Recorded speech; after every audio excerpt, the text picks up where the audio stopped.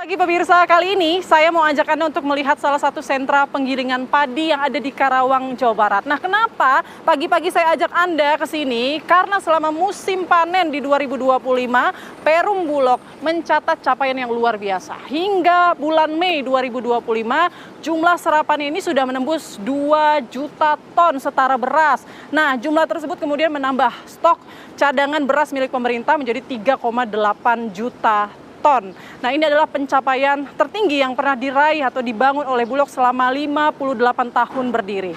Nah, sosok pekan ini di Apa Kabar Indonesia Pagi, saya akan berbincang dengan Wakil Menteri Pertanian sekaligus juga Ketua Dewan Pengawas Bulog, Mas Sudaryono, untuk membahas lebih jauh soal capaian-capaian tersebut. Saya udah janjian dengan beliau di sini, jadi langsung saja kita temui. Selamat pagi, Mas Wamen. Gimana kabarnya? Thank you, makasih. Alhamdulillah. Pagi-pagi gini saya ganggu, nggak mau ya? Okay. Ini lagi sama pimpinan Bulog nih di Jawa Barat. Ya. Ini hari ini tugasnya ngapain nih, Mas Wamen? Saya lagi cek, khususnya kan Jawa Barat kan sentra beras ya. Jadi produsen beras yang nomor 2 paling gede kan Jawa Barat. Betul. Jadi kita mau cek kesiapan. Nah, ini kan Pak Pinwil nih, jadi pimpinan wilayah Jawa Barat, kita cek gudang siap apa enggak, kan sekarang gudang Bulog penuh semua. Wah, ini mah kayaknya udah luber gitu ya. Ini gudang yang dimiliki Bulog udah penuh semua, kemudian pimpinan wilayah, pimpinan cabang Bulog sudah sewa gudang, ada juga yang panen pinjam pakai namanya filial, jadi digiling di Misrak, udah disimpan, udah penuh semua, jadi saya ngecek kesiapan dari Bulog di Jawa Barat tuh, karena kan panenannya belum selesai Pak Pinwil ya kan.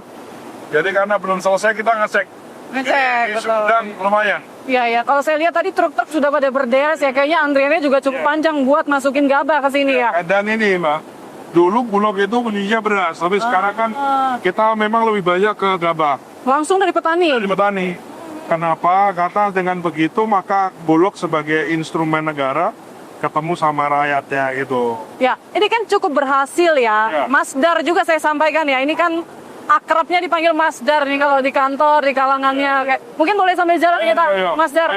Ini aja jalan-jalan sekalian. Ini kan Jawa Barat itu kan bisa dikatakan memang penyumbang terbesar ya. Nomor 2, nomor 1 Jawa Timur. Oh, Jawa Timur. Ini salah satu penyumbang terbesar.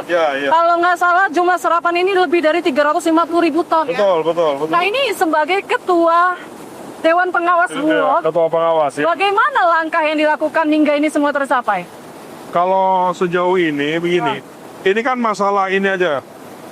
Kemarin itu kan Bulog belinya beras. Nah, intinya kalau menurut saya nih ya, ini jawaban singkatnya adalah Presiden udah kasih tita jelas, Pak Menteri udah kasih tita jelas, diterjemahkan oleh Bulog, dirut, perintah ke lapangan jelas. Nah, sehingga anak-anak atau pasukan kita, Bulog kita ini dalam nyerap gabah, itu ngerti apa yang harus mereka lakukan. Nah, ditopang sama aturan sudah jelas, anggaran sudah ada, jadi nggak ada lagi alasan ini. Dan so far, ini mereka sampai tidur-tidur di sawah loh.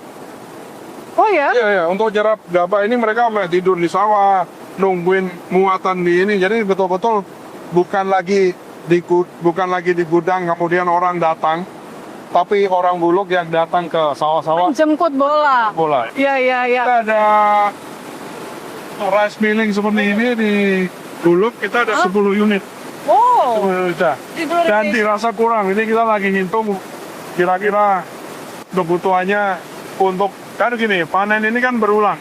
Nah, kita ingin lagi hitung betul, kita lagi ngajuin ke Presiden, siapa tahu nanti unitnya mesti ditambah gitu ya, atau pengeringnya mesti ditambah, sayurnya mesti ditambah, karena kita ingin betul-betul memastikan bahwa panenannya banyak dan panenan itu diserap dengan baik gitu loh. Iya, karena memang potensinya kita itu cukup besar ya.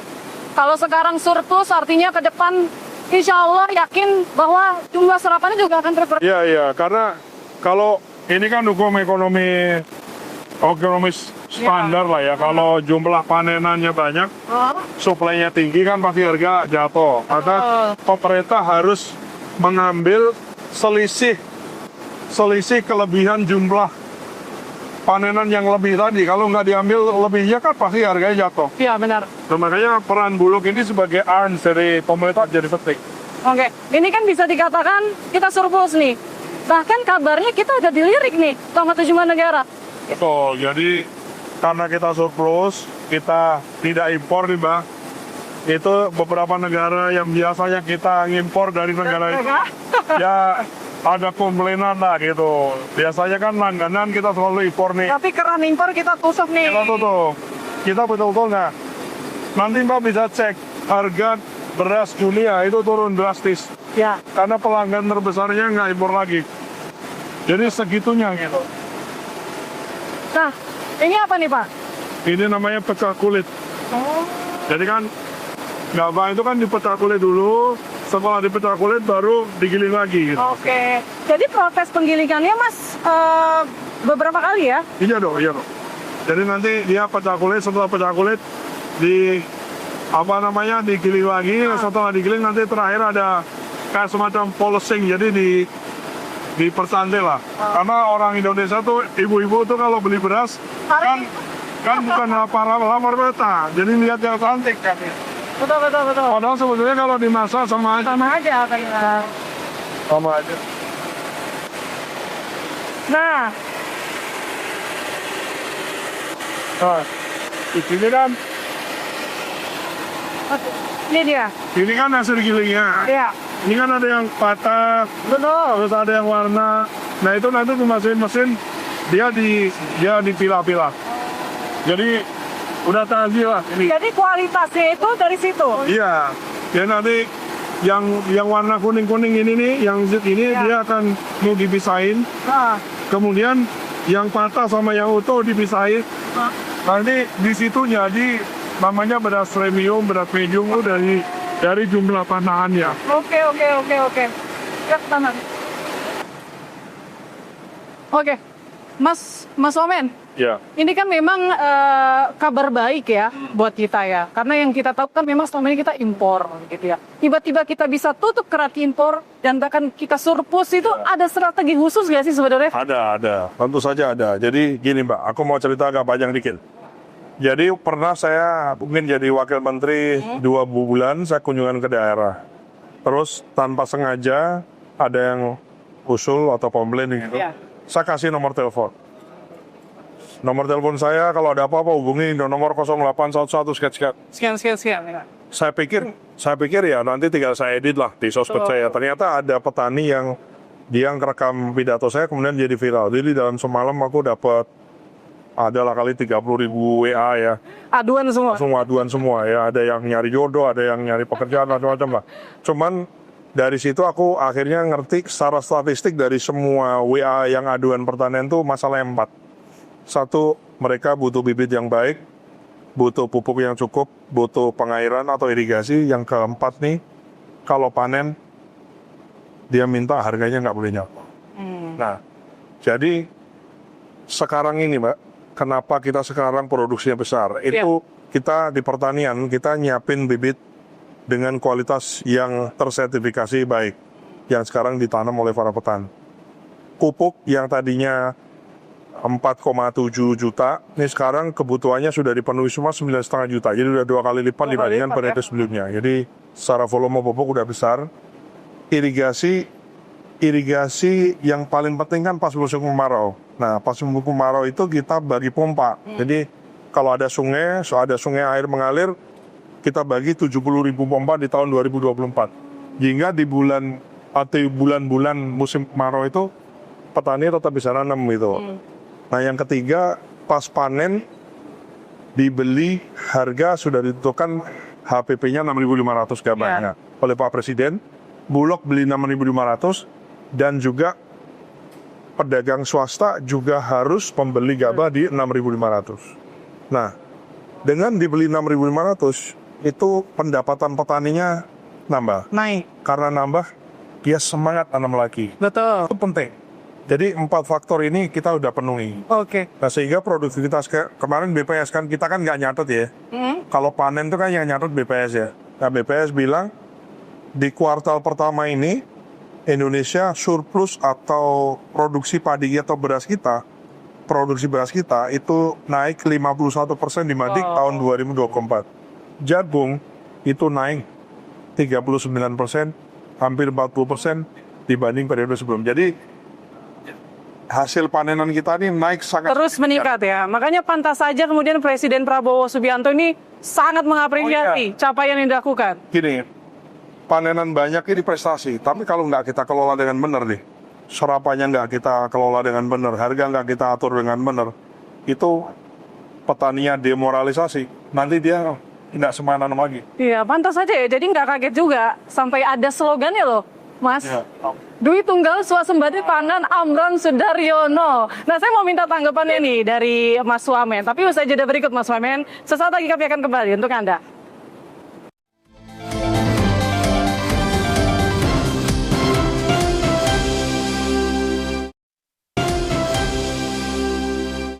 Kembali di Apa Kabar Indonesia Pagi, pemirsa, kita lanjutkan bincang-bincang kita dengan Mas Wamen. Mas, Ya. ini Kementerian Pertanian ini sudah dilabeli sebagai kementerian yang paling kompak di Kabinet Merah Putih. Sampai ada slogannya kan, Dwi Tunggal Swasembada Pangan Amran Sudaryono. Ini tanggapan gimana? Ya itu, ya apresiasi tentu saja kita happy lah, gembira lah ya. Tapi yang jelas gini Mbak, kalau kan orang banyak kan nggak usah menteri sama wakilnya, kadang kan bupati, wakil bupati, gubernur, wakil gubernur kan kadang suka ada, jangan suka ada hal-hal yang memicu ketidakharmonisan kan. Kalau aku prinsipnya gini, prinsipnya itu adalah wakil, prinsip saya wakil itu adalah anak buah komandan. Oke. Nah jadi prinsip saya begitu. Jadi bagi saya Pak Menteri itu adalah pimpinan saya. Sehingga pada saat saya ditunjuk kemudian dilantik jadi wakil menteri, hal pertama yang saya sampaikan adalah saya menghadap Pak Menteri, saya sampaikan, lapor Pak, saya adalah wakil Bapak, kesuksesan saya adalah mensukseskan Bapak. Jadi clear di situ. Sehingga apapun policy Bapak, apapun keputusan Bapak, saya ikut. Jadi kita nih jadi sifatnya satu visi ya? Iya dong, nggak boleh. Tetap satu kepala nih. Nah, ada orang kan merasa wakil ini partnernya. Nah, aku nggak memposisikan diri sebagai partner. Saya memposisikan diri sebagai anak buah beliau. Ya mungkin dari sisi anak buah kepangkatan yang satu klik di bawah beliau lah, baru kita ada yang lain-lain. Nah, sehingga kita ngikutin semua polisi-nya Pak Menteri gitu. Sehingga sifatnya saya membantu. Kalau ini semua berhasil, kalau saya ikut disebut, saya ikut happy. Ya. Pun nggak disebut ini keberhasilan Pak Menteri, itu adalah tugas saya supaya mensukseskan beliau. Ini cara pandang saya bekerja sih sebetulnya. Oke. Nah, ini kan meskipun kita sudah, ini beras apa nih? Ini beras Bulog, beras komersil ini. Tapi ini masuk premium. Premium, Ini ya. yang beras premium. Ya, ini premium beras kan. Setelah tadi sudah Ya. dikeringkan, kemudian digiling, Giling. dan disortir lagi begitu. Betul. Akhirnya Dan ini yang beras premium. beras patahnya itu 5%, jadi beras premium. Nah, beras patahannya itu nanti masuknya kualitasnya berarti? Nanti kan begitu disortir ada beras patah. Ya. Kalau beras patahnya 5% berarti premium. Kalau beras patahnya di atas 5%, katakanlah 15%, beras medium. Nah, kalau ada sisa beras patahannya itu kan bisa dipakai untuk pakan ternak, Oh, betul. untuk jadiin tepung beras. Betul. Jadi beras itu nggak ada yang kebuang. Terbuang. Dari jeraminya, jadi sekamnya sampai berasnya nggak ada yang kebuang. Oke, pantas ya. Ini sangat diapresiasi sekali sama Presiden Prabowo Subianto. Nah ini contoh beberapa stok kita ya. Kalau di tempat lain hampir semua gudang Bulog tuh udah sampai Ini karena tadi truknya juga di luar masih banyak. Betul. Mungkin kalau truknya masuk semua, saya yakin ini juga penuh nih, iya. sampai keluar mungkin ya ininya susunan berasnya ya. Ini beras yang cadangan pangan nasional kita, cadangan beras nasional kita disimpan di Bulog. Jadi kita udah lihat datanya dari tahun 67 kalau nggak salah ya, sampai dengan sekarang 2025. Beras yang disimpan oleh Bulog tertinggi sepanjang sejarah itu tahun ini. 3,7 juta beras disimpan di gudang yang dikelola oleh Bulog. Pemerintah. Nah, ranking 2-nya itu kira-kira 3 juta ton. Ranking 2-nya ya, 3 juta ton itu di tahun 1984. Jadi lama sekali ya Ya, jaraknya. di tahun 1984 itu Pak Harto mendapatkan penghargaan swasembada beras oleh FAO. gitu di tahun itu. Jadi kalau kita lihat di datanya, ada nanti bisa aku kasih tabelnya tuh. Ranking satunya adalah tahun ini, ranking 2-nya di tahun 1984. Nah, itu yang harus dipertahankan. Kalau bisa terus angkanya meningkat, jumlah serapannya semakin banyak. Makanya kenapa Mas Wamen kemarin sempat berkunjung ya ke Wageningen University and Research di Belanda. Nah, itu apa aja yang dipelajari? Bisa nggak diimplementasikan ke Indonesia tuh? Jadi satu kesan saya, begitu kita pergi ke Wageningen yang disebut sebagai Universitas Agriculture University terbaik di dunia, kalau urusan perberasan, teknologi Indonesia lebih baik daripada mereka. Ya dong, karena mereka kan tidak meriset beras. Kalau riset benih beras terbaik, benih beras yang bisa tumbuh di air payau, beras yang bisa gabah atau padi yang bisa tumbuh di lahan kering, lahan basah, lahan yang kebanjiran, itu Indonesia. Nah, Belanda itu advance di hortikultura, di buah, sayur, kemudian bunga. Selain itu juga teknologi pembibitan perbenihannya dia yang advance. Dan juga bioteknologi dan seterusnya. Jadi mereka advance di situ. Kenapa? Karena memang gini, Belanda kan dia meneliti tentang kebelandaannya dan keeropaannya. Nah, kalau Indonesia ya kita meneliti tentang kebutuhan dasar orang Indonesia, perberasan dan perjaguan. So far perberasan kita nggak kalah. Jadi di situ. Kalau satu kesimpulan di situ, sehingga kita belajar di Belanda, belajar di universitas terbaik itu dari sisi misalnya nyari benih yang bagus, nyari benih sawit yang bagus, kopi yang bagus, cari benih tomat, kemudian timun dan lain-lain, itu dia bisa. Kemudian atau misalnya bioteknologi, bagaimana dari satu pohon sawit misalnya, atau satu pohon kopi, satu pohon karet yang bagus, itu di bioteknologi, jadi tidak nunggu bijinya, tapi dari sel sama dari genomnya itu bisa diatur. Nah itu mereka udah advance. Nah itu yang kita pengen belajar lebih di sana. Dari semua pencapaian ini, pastinya masih ada nih tantangan-tantangan atau kendala yang dihadapi, khususnya ini buat petani. Mungkin bisa dari aspek teknologi atau mungkin distribusi pupuk. Nah apa yang perlu kayaknya ke depan ini jadi perhatian juga? Jadi gini Mbak, intinya kan Bulog gitu ya, Bulog itu adalah arms dari pemerintah kita, kepanjangan tangan pemerintah. Motonya atau sifatnya satu aja, semua gabah dan jagung yang tidak bisa diserap oleh pasar, negara hadir melalui Bulog menyerapnya. Jadi untuk juga mungkin pemirsa juga ketahui bahwa bukan kemudian semua panenan itu dibeli Bulog. Jadi nggak mungkin Bulog beli semua panenan. Dengan Bulog sekarang punya serapan lebih dari 2 juta ton, ditambah yang disimpan di gudang Bulog sudah lebih dari 3,7 juta ton yang sudah tertinggi sepanjang sejarah. Ini mungkin secara statistik, secara persentase baru 10-an persen dari total panenan yang nasional kita yang kita panen, yang kita ambil gitu. Jadi tidak semua, belum semua panenan itu kemudian kita. Jadi kalau ada kita serap sampai dengan detik ini 2.100.000, panenan secara nasional kita sebetulnya itu 21 juta. Nah, kemana yang sisanya 90% itu diserap pasar. Ya terdistribusi di rumah makan, di warteg, di rumah tangga, di perdagangan, di supermarket, di perdagangan. Jadi beredar ke pasar-pasar gitu. Jadi Bulog ini jangan sampai jadi salah. Ya kadang-kadang kan orang kan dipikirnya jumlah panenan kita ya 2 juta itu salah. 2 juta itu hanya 10%. Dari 90%-nya, 20 juta lainnya itu beredar di pasar. Oke, kita jadi makin optimis nih. Makin optimistis ya, bahwa nantinya asa cita dari Presiden Prabowo Subianto ini bisa terwujud. Karena sekarang saja kita sudah mencetak rekor atau sejarah baru nih. Hasil atau serapan padi tertinggi. Iya, serapan di tahun 2025. Sepanjang sejarah di tahun ini 2025. Oke, kita harapkan ya, semoga Bulog ini masih terus menjadi garda terdepan ya, dalam memastikan ketersediaan pangan di seluruh penjuru. Terima kasih banyak atas waktunya, Mas. Terima kasih. Saya juga mau berpesan nih, ada pemirsa ya, jadi kalau ada 1-2 mungkin petani Mbak, kan nggak semua mungkin terjangkau sama Bulog. Tolong kita akan perbaiki, ya kita akan perbaiki sebisa mungkin Bulog hadir di saat petani kita kesusahan untuk jualan gabahnya. Oke, Gitu Pak. terima kasih. Lagi thank you. Semoga ketemu di lain waktu ya. Thank you, Pak.